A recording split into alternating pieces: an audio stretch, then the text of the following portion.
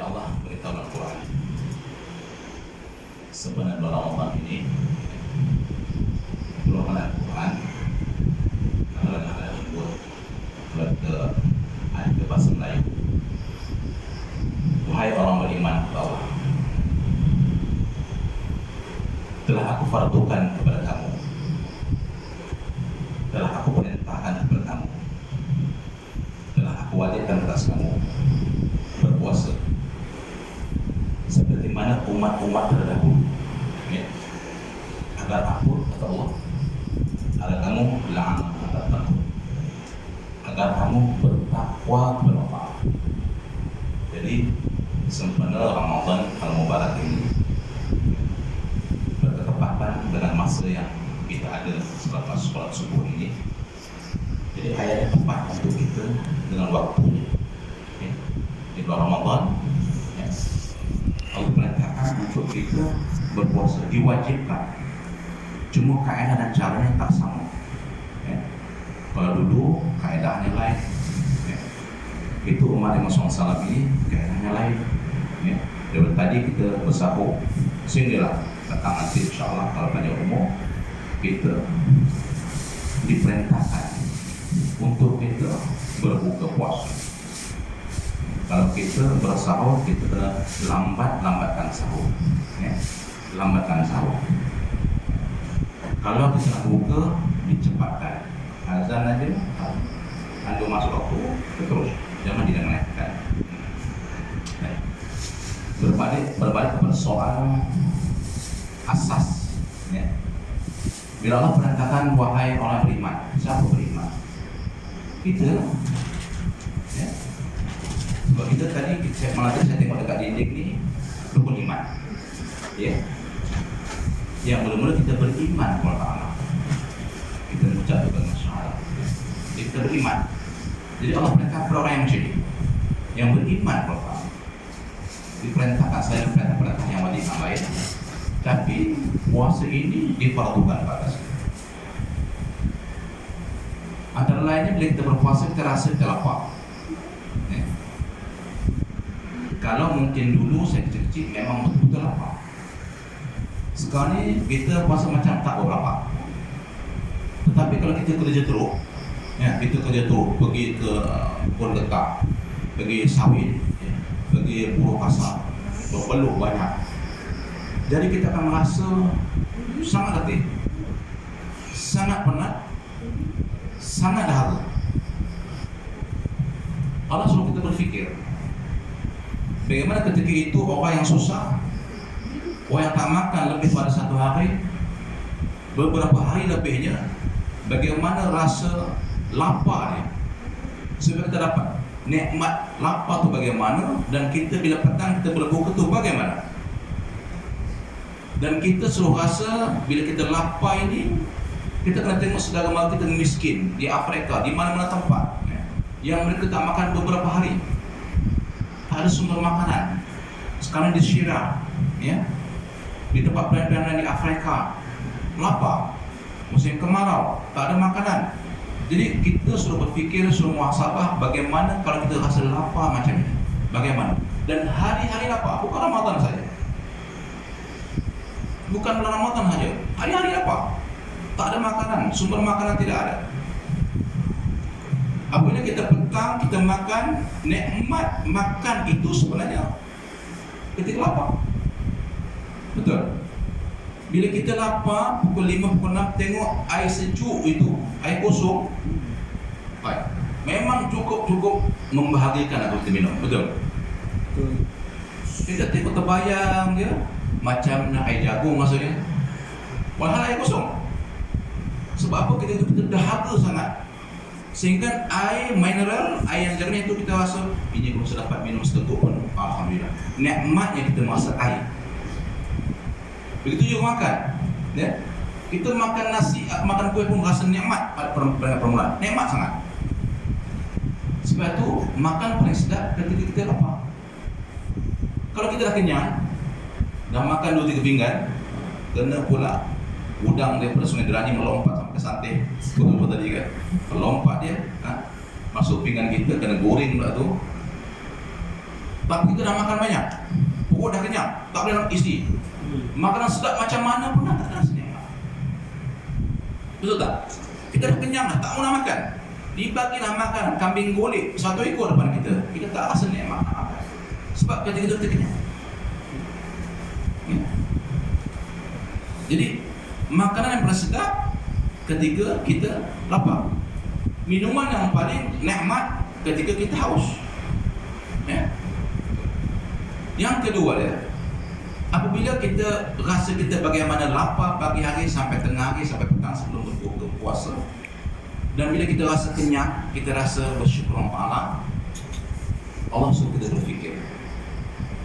Saat itu, ketika itu, seandainya kita ini mempunyai sedikit rezeki yang Allah berikan kepada kita, kita kongsikan dengan sahabat-sahabat aslam kita yang susah menderita seperti mana kita lapar. Sebab itu budaya untuk kita di kampung-kampung ini, kampung santai, kampung orang asli di Pos Legap ini, kalau boleh ya, petang-petang sebelum berbuka puasa kita bertukar-tukar makanan. Kita hantar kat kawan sana sikit, kawan hantar kita sikit ya. Pertamanya kita bersedekah dengan orang. Apabila kita memberi makan kepada orang yang berpuasa sehingga kenyang dia ya, maka kita akan dapat pahala puasa sebab mana mereka berpuasa dengan tidak menggunakan sedikit pun pahala dia. Ya. Abang jadi ada duit, ya. Abang jadi berpuasa, ya. Saya puasa. Abang jadi bagi makanan kepada saya puasa sehingga saya kenyang.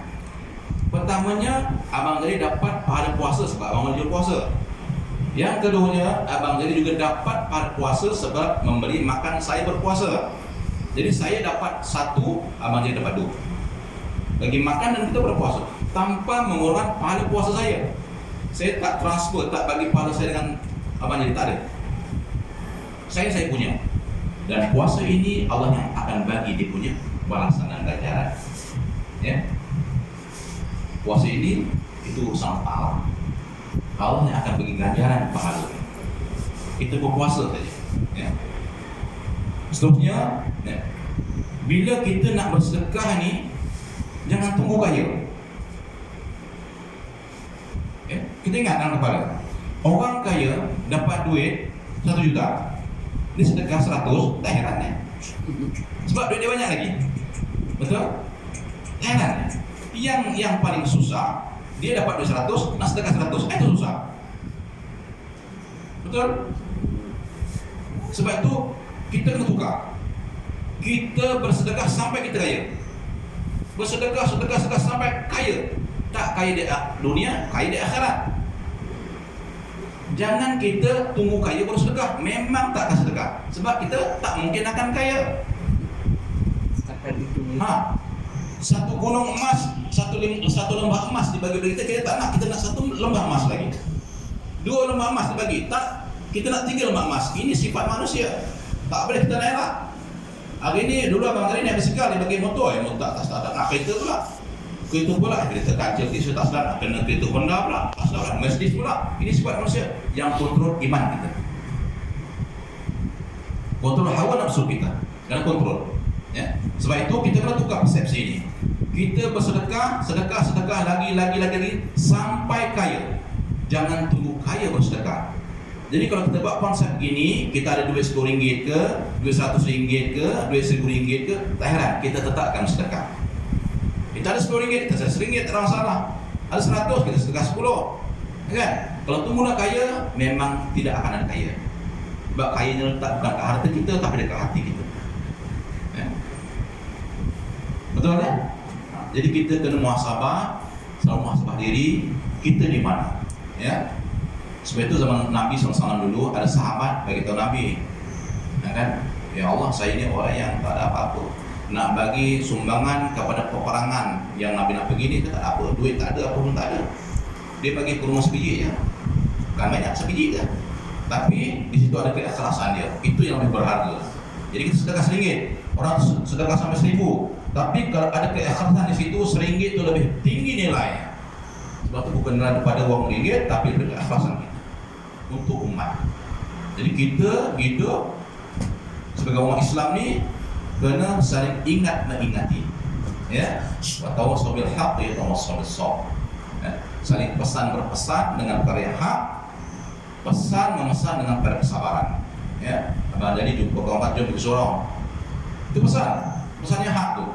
Tapi dia abang jadi kubu masing-masing menjadi. Abang jadi masuk kubu lain, saya masuk kubu lain. Jangan jaga masalah saya. Kubu lain-lain. Itu ujian itu pertama kita nampak macam ujian ni, tapi ujian untuk kita. Supaya apa? Supaya kita bersabar. Bila ada orang marah, kita sabar. Sebab kita baru hak, bisa ada orang datang. Apa dia punya solution dia, penyelesaian, kita sabar. Sebab apa? Sebab esok ke akhirat, abang jadi, itu hari masa solat tak ajak saya pun. Abang yang cakap apa? Ini Azwan dah azan. Panggil aku datang. Saya pun tak datang. Lepas tu saya jumpa kau. Kau tak datang juga. Macam mana berdasarkan saya? Betul menjadi ya? Dakwah paling sempurna azan. Sebab ada orang azan, ada orang solat. Dakwah paling sempurna itu azan. Sebab kalau orang tahu pahala azan berapa-berapa, dia bertumbuk-tumbuk dia azan. Aku bagi azan, aku nak azan. Sebab apa? Sebab aku nak memanggil orang untuk solat di surau. Solat dengan Allah. Berapa-berapa dia bertemu bergaduh dia. Kalau tahu pahala dia, fadilah dia, kelebihan orang azan, muazzin ni. Bilal bin Rabah ni salah seorang sahabat yang Allah jamin syurga dia. Ya. Nampak Allah jamin. Ya. Bukan sikit-sikit pahala. Dakwah paling sempurna azan. Orang tu nanti daripada Allah Ta'ala, saya dulu dekat Santeng, abang jadi pergi solat tak ajak saya. Walhal abang jadi dah ajak. Dia cakap apa? Betul ya Allah, abang jadi memang ajak saya, tapi dia ajak main-main. Dia ajak saya main-main je. Dia ajak saya acuh-acuh je. Dia junjung solat. Tanda abang jadi pun solat-solat. Sampai situ. Kalau dulu di dunia abang jadi panggil saya, tarik saya ke surau, mesti saya sembahyang. Tapi Allah ajak main, ajak ayam aja. Sebab tu saya tak kisah. Kan? Dia akan lawan sampai situ. Nak menang. Dia nak menang. Apa sebab nak menang?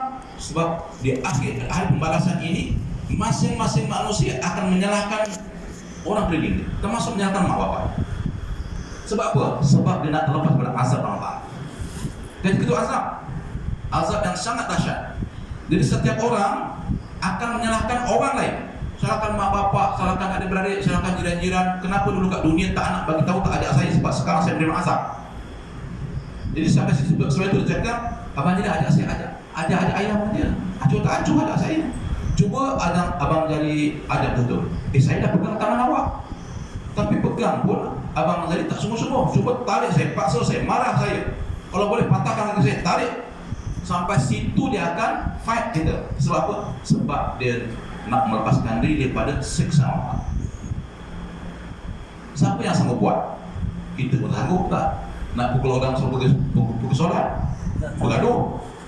Tetapi di akhirat akan jadi begitu, ya kan? Sebab itu ada istilahnya kita kena tunaikan hak masing-masing. Abang jadi tunaikan hak istri tunaikan hak abang jadi. Abang jadi tunaikan hak anak tunaikan hak abang tadi. Semua akan tunaikan hak. Kita declare, okey? Sekarang ni saya dah di mau kampung ni sudah ajak solat. Saya dah bagi tahu hari-hari. Besok ke akhirat jangan tuntut dekat saya tau. Saya dah bagi tahu ni. Jangan salahkan saya. Kita banyak kita macam tu berjanji dengan dia. Betul so, saya dah bagi tahu saksian. Saya tak nak sangka buat di akhirat. Baik, kita masuk ke bab lain pula, ya. Di sini kita berasdaf dengan Tuan Junaid, dengan sahabat Tuan Basrah, dengan Haji Nan, dengan isteri dia, dengan anak saya datang. Pertamanya kita ada hubungan ukhuwah, kasih sayang sama Islam, sangat penting. Ya. Jadi kami ini bukan orang alim-alim, orang hebat-hebat, ya kan? Yang kena bayar ribu-ribu ringgit, ceramah tak ada. Fisabilillah. Kami kerja Allah Ta'ala, ya. Datang korbankan apa? Korbankan masa, tenaga, wang ringgit. Ini yang paling penting. Korbankan semua. Kan? Ada orang dikorbankan masa, kan? Duit dia tak ada. Ada orang korbankan duit, masa tak ada, kan? Yang paling baik korbankan semua. Pertamanya korbankan diri kita ke jalan Allah. Kedua korbankan wang ringgit kita, datang sini pakai duit. Isi minyak, makan. Datang kembali korbankan apa? Korbankan masa kita, anak isteri kita. tinggalkan kat rumah. Sebab akhirnya kita suatu masa kita tinggalkan keluarga kita semua, kita tinggal semua, kita masuk kubur seorang-seorang. Jadi ini yang jangan orang buat, korbankan segalanya. Kerana apa? Datang kemari kerana ukhuwah, kerana hubungan kasih sayang sesama Islam. Pertama, saya datang daripada Kuala Lumpur, pusing dekat Kuala Lipis, pergi ke Cameron Highland, pergi santai, sudah sibuk. Apa tujuan? Tujuannya pertama kerana agama Allah, kerana Allah Ta'ala. Kita bersedekah, ya? Dan kita kena ingat, bila mana kita datang satu tempat, seperti orang Ansar, Muhajirin dan Ansar, kan? Dia datang jumpa, pertamanya kerana Allah Ta'ala. Datang berjumpa, berkasih sayang kerana Allah Ta'ala, bukan kerana yang lain. Dan dia berpisah juga kerana Allah Ta'ala. Dia balik Allah Ta'ala, akan gugur dosa-dosa kecil. Gugur. Dosa besar taubat, dosa kecil gugur. Jadi kalau orang macam ini, dia datang jumpa, berkasih sayang, dengan ada orang infak lagi, sedekah jariah lagi, betapa besar, betapa banyaknya pahala yang Allah janjikan. Allah tak pernah mungkir janji. Kita kena ingat, Allah tak pernah mungkir janji yang telah diberikan kepada hamba-hamba Dia. Tak pernah. Yang kalau mungkir janji kita, ya, Allah tak mungkir janji. Jadi bila nak bagi dia kami, tak di dunia, di akhirat. Sebab tu orang yang suka-suka dia akan santai, akan tenang, akan rileks. Sebab dia hanya meminta, mengharap ihsan dan redha Allah. Ya, wang ringgit boleh dicari, ya kan? Meninggal di kita, harta semenjadi harta warisan. Yang kekal, pertamanya sedekah jariah, antaranya sedekah jariah. Sedekah jariah. Jadi yang datang-datang insya-Allah petang pagi nanti kita ada sedikit sumbangan dari Rasda, itu sedekah jariah orang, ya, zakat orang, ya, infak orang, ya. Dan bulan Ramadan yang mulia ini, bila kita bersedekah, Allah akan gandakan, ya. Bukan sedikit-sedikit, berkali-kali ganda. Jadi rebut peluang supaya kita bersedekah. Yang dikira oleh Allah Ta'ala harta yang sempat kita sedekahkan masa kita hidup. Ingat, bila kita dah mati, itu bukan harta kita, itu harta waris kita, harta anak dan isteri kita. Yang kita bawa, yang sempat sedekah. Duit kita ada RM1, kita sedekah RM1. Itu harta kita di akhirat. Ya, kita bawa ke akhirat. Harta yang membawa kita ke akhirat, harta yang yang menuju ke syurga, yang sempat kita sedekahkan. Yang tak sempat, banyak mana pun bukan kita punya. Sebab itu sebagaimana kita mengumpul harta di dunia, kita kena kumpul harta di akhirat untuk kita.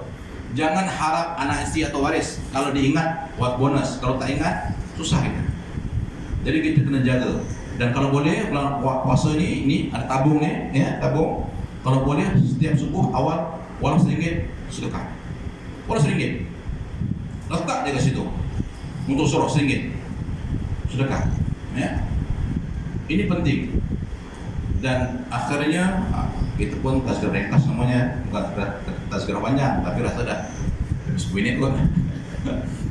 Antara lain, Ramadan ini ada fasa ketiga, 10 malam terakhir, ya. Daripada malam 20 sampai ke akhir. Ini kita fasa sekarang ni, fasa terakhir. Pertamanya kena tingkatkan amal ibadah. Kalau boleh, i'tikaf di surau, ya. Contoh kita subuh 5.47, ya. Datanglah pukul 5, pukul 4.30 datang. Solat tahajud, kan? Solat taubat, kan? Solat hajat, dan minta ketika itu.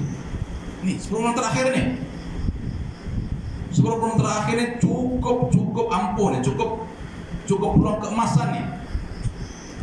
Dan kita kena menangis Allah Ta'ala.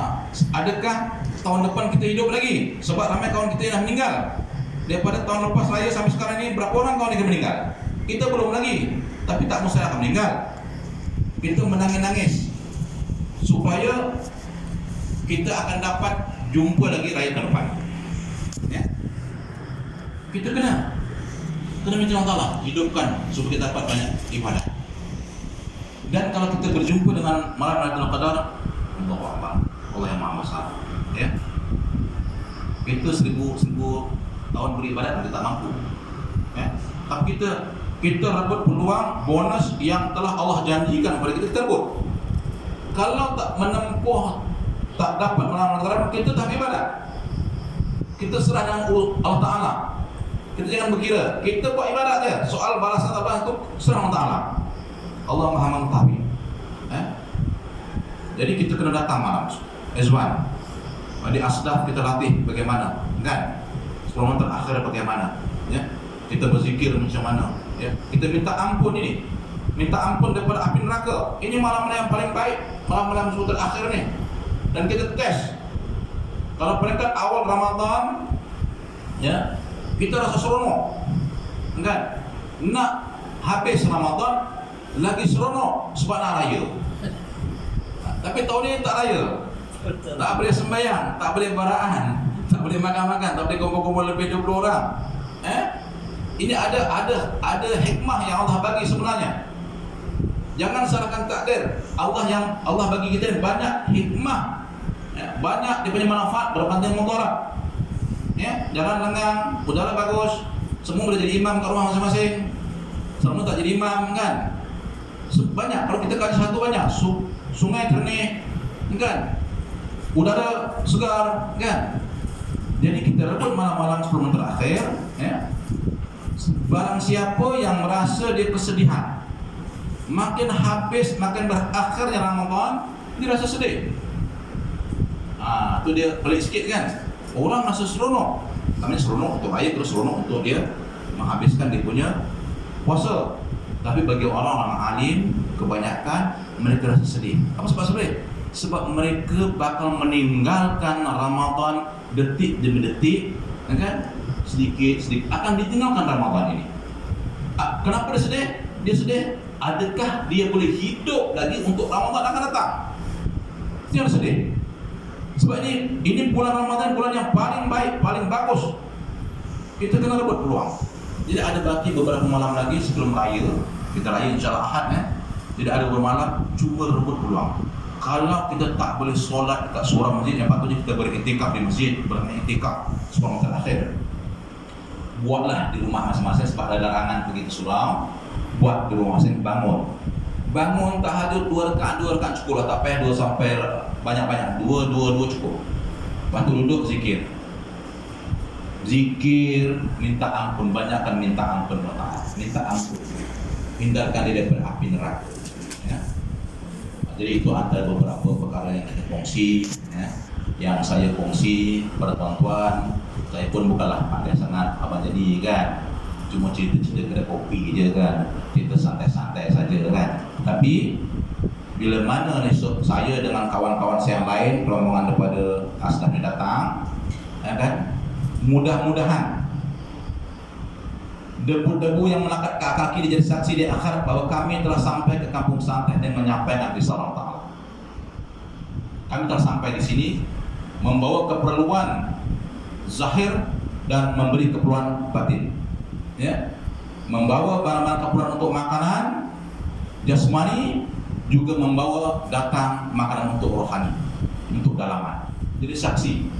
Jadi kami daripada Kuala Lumpur, saya Sungai Buloh dan kawan, itu daun-daun yang berguguran, pohon-pohon yang tepi jalan, batu batang yang kami lalui itu sampai ke Santin akan jadi saksi di akhirat bahawa suatu masa dulu kami pernah datang ke Santin untuk datang buat kerja agama, ya, buat kerja agama. Dan mereka ini akan jadi saksi di akhirat. Siapa kata tak jadi saksi? Dia pun yang akan jadi saksi. Sebab tu mulut kita akan ditutup. Sebab mulut kita banyak menipu, membohong. Kelentong orang sana tipu sini, hutang tak bayar, macam-macam, ya. Tutup mulut. Tapi semua badan, anggota, mata, kaki, tangan, semua anggota akan jadi saksi. Pohon-pohon, dedaunan, habuk-habuk, debu-debu, minyak, petrol, apa semua kali itu akan jadi saksi, ya, di akhirat bahawa kita buat kerja baik. Dan kita pergi itu dengan niat, ya. Bagi mana-mana musafir, sesiapa yang bermusafir niat baik kerana Allah Ta'ala, insya Allah doa dia Allah kabulkan. Allah akan kabulkan doa. Salah satu doa dikabul musafir. Musafir dengan tujuan baik. Bukan kita nak pergi ke sini dengan tujuan tak baik. Berjudi, nombor ekor, sabung ayam, kan? Baik perempuan, kan? Bukan. Ini kita memberi sedekah jariah, kita jumpa kawan kasih sayang sama umat Islam, terutama kita menyantunnya orang asal, orang asli sini, kan, untuk bertukar-tukar pendapat, berkongsi-kongsi, kan. Dan saya bercakap pun nanti akan tanya, Abang Gali dulu masa cakap, saya cakap kat sini macam mana? Akan cerita semua. Tapi ini sama cerita, ayat-ayat kita kena semakar. Itu semua makhluk Allah, kita kena ingat. Bukan kita saja makhluk Allah, bahkan gunung ganang di kiri kanan kita, pohon-pohon semua makhluk Allah. Mereka akan jadi kesaksian di akhirat nanti. Ya. Sebab itu kita kalau niat baik, insya-Allah hidup pun tenang, jiwa pun tenteram, hati damai. Ya. Kita keluarkan duit banyak mana pun tak masalah. Ya. Allah akan ganti. Kalau tak Allah ganti dengan duit, Allah ganti dengan ketenangan. Betul?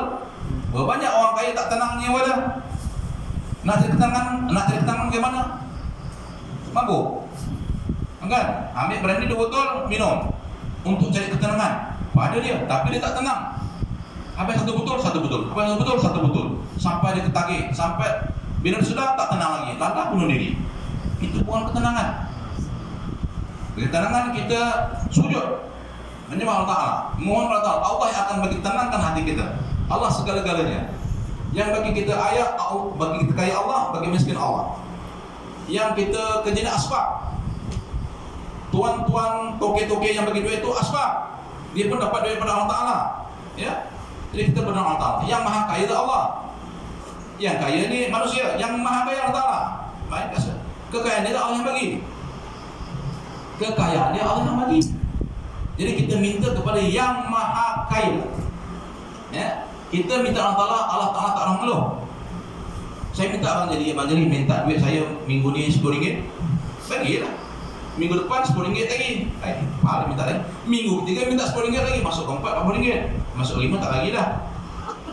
Betul Abang Jali? Ini kita manusia. Walau kita duit banyak mana pun, sebab itu sifat manusia memang begitu.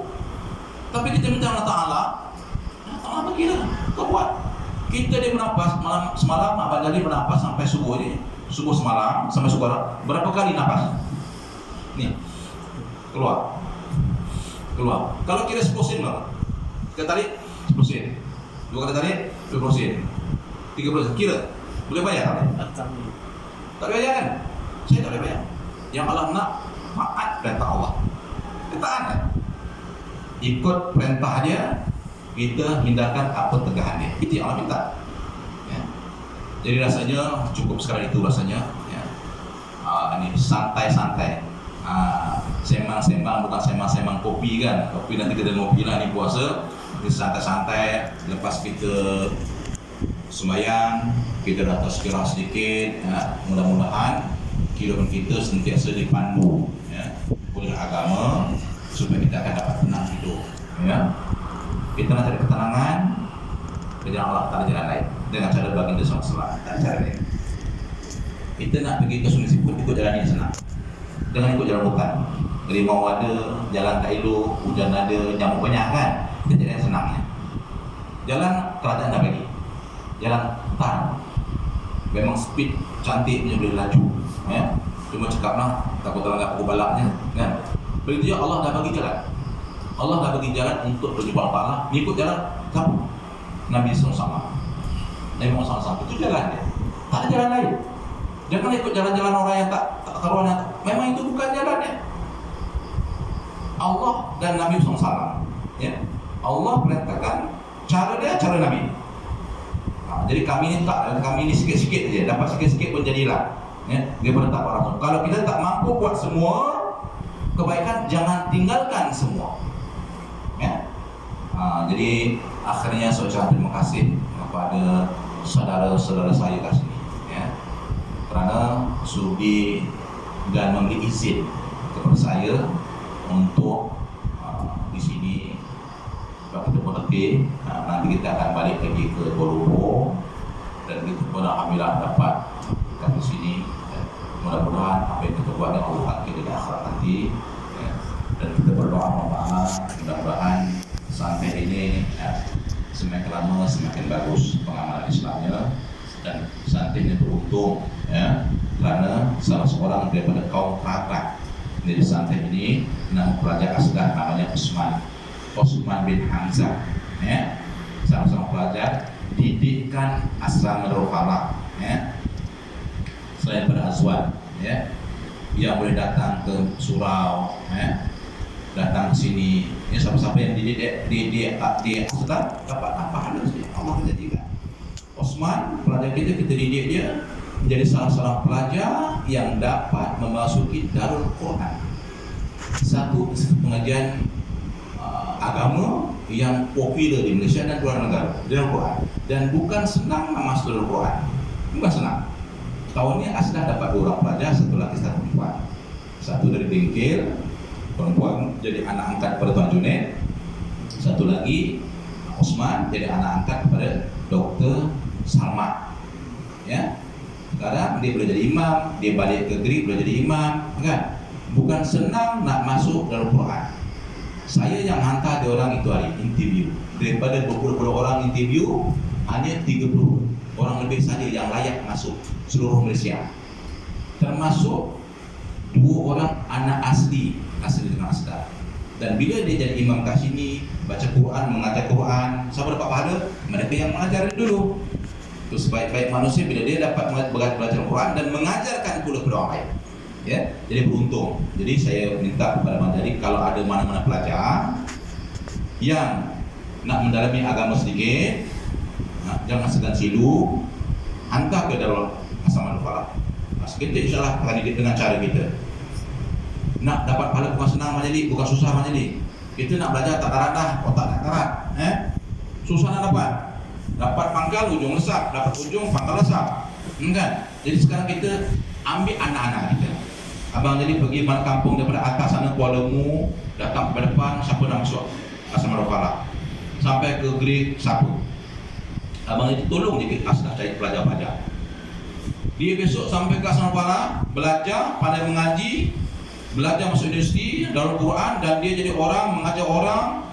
Abang Ghazali tak pasal-pasal pada dapat pahala. Asal masalah abang ajari yang bawa orang, yang seorang. Abang Ghazali dapat pahala. Sebab apa? Dulu masuk asrama siapa yang suruh? Abang Ghazali yang datang. Kita menjana pahala. Tak nak? Abang Ghazali tak nak? Ataupun pahala banyak. Kita kena buat. Jadi sini saya memang sering datang. Jadi macam semua abang-abang dari semua bermasyarakat dengan orang. Siapa tahun depan nak masuk Asrama Darul Falah, berjumpa saya. Cari dong, dapat 5-6 orang, cukup. Karena disiplin kan, tanya Azwan lah. Azwan tanya saya garang tak ke asrama? Garang kan? Tanya dah. Kalau tak memang saya berdua betul. Sebab apa? Sebab saya nak jadi orang macam ni. Dan terbukti tahun pencapaian SPM ni tahun lepas bagus. Terbukti pelajar kita masuk Asrama Darul Quran. Terbukti pelajar kita boleh katakan semua pandai mengaji. Terbukti semua pandai mengaji. Kan? Di situ sampai dapat pahala. Daripada pengurusan atas ni, pengurusan ni sampai ke bawah semua dapat. Okey. Kan masuk pun ya. Jadi insyaAllah yang baik itu datang dari Allah Ta'ala. Semua kebaikan dari Allah Ta'ala. Kesalahan-kesalahan daripada saya yang bercakap. Terlalu banyak ikut nafsu. Kalau ada kesalahan, maafkan saya. Saya minta maaf banyak. Mudah-mudahan apa yang kita dengar dapat manfaat dan mendengar kita mudah. Jadi saya ucapkan terima kasih dan assalamualaikum warahmatullahi wabarakatuh.